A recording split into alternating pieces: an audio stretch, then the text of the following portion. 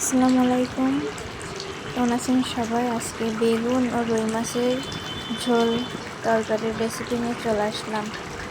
তাহলে শেয়ার করতেছি আমি কীভাবে রান্না করি। আমি এখানে মাছ ভেজে নিয়েছিলাম এই তেলে, এই জন্য তেলটা একটু কালো।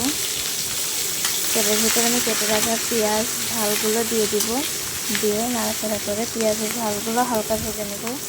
বেশি ভাজবো না, পেঁয়াজের কাঁচা ভাবটা চলে যাওয়া পর্যন্ত সুন্দর করে নাড়াচাড়া করে ভেজে নেব।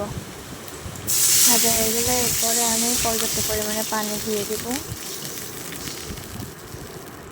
পানি দেওয়া হয়ে গেলে এর ভিতরে আমি পর্যাপ্ত পরিমাণ লবণ আর হলুদ দিয়ে পানিটা ফুটে ওঠা পর্যন্ত অপেক্ষা করব।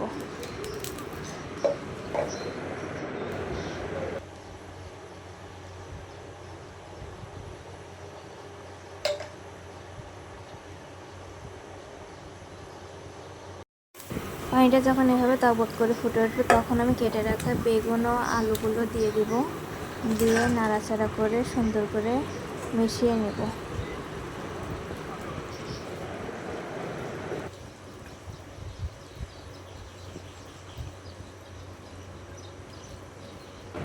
নাড়াচাড়া করে মিশিয়ে আমি ঢাকনা দিয়ে কিছুক্ষণ রান্না করে নেব। 5-10 মিনিট পরে ঢাকনাটা খুলে আবার নাড়াচাড়া করে দিব।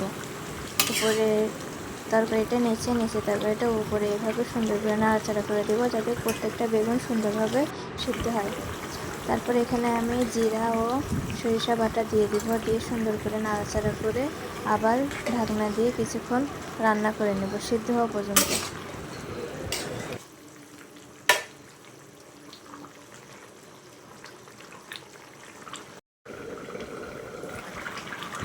যখন এরকম সিদ্ধ হয়ে যাবে তারপর আমি মাছগুলো দিয়ে দেব।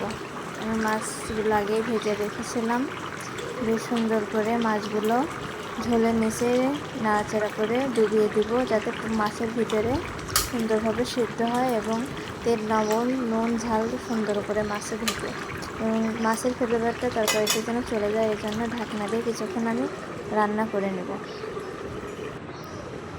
তো কিছুক্ষণ পরে আমার তরকারি প্রায় হয়ে এসেছে। মাঝে মাঝে একটু হালকা নাড়াচাড়া করে দিবেন এবং বেগুনটা হালকা ভেঙে দিবেন, তাহলে তরকারিটা আরও সুন্দর লাগবে খেতে এবং ঝোলটা গাঢ় হবে।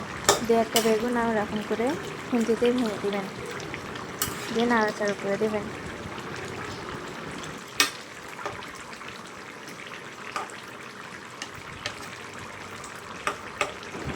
এই তো আমার রান্নার ফাইনাল লুক। আমার রান্না হয়ে গেছে। ঝোল আমি এইটুকুই রেখেছি, আপনারা যেমন পছন্দ তেমন ঝোল রেখে দিবেন। ধন্যবাদ সবাইকে এতক্ষণ ভিডিওটি দেখার জন্য। ভালো লাগলে অবশ্যই লাইক, কমেন্ট, শেয়ার করবেন। ধন্যবাদ।